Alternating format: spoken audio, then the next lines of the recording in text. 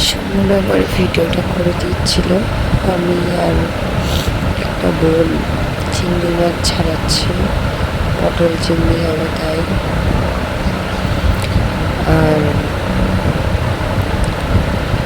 আর আর একটা বোন মানে দিদির মেয়ে, সে হচ্ছে ভিডিও করছিল বলে।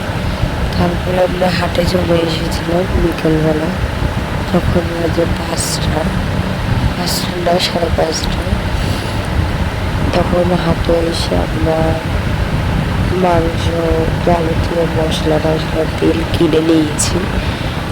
আর তোমাদেরকে একটা সত্যি কথা বলি গাইস, আমার লাইফের জীবনে এই প্রথমে হাট দেখা।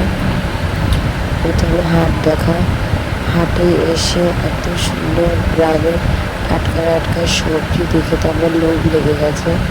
তারপরে রাতেবেলা মাংস টাংস রান্না হচ্ছে, আমার ছেলে সব পাড়ার কাকিরা বৌদি সবার সাথে গল্প করছে, আড্ডা দিচ্ছে। তেমন ছেলে আমার জ্বালাচ্ছে, খুব জ্বালান, মানও খাচ্ছে।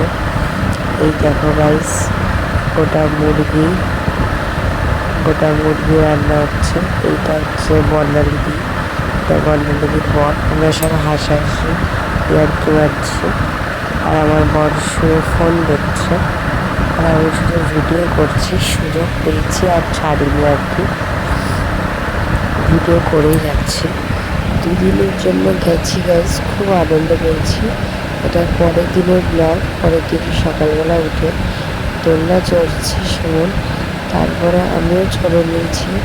এটা যে এত মজা হয়, এত আনন্দ হয় জানতাম না। তো চলো নেক্সট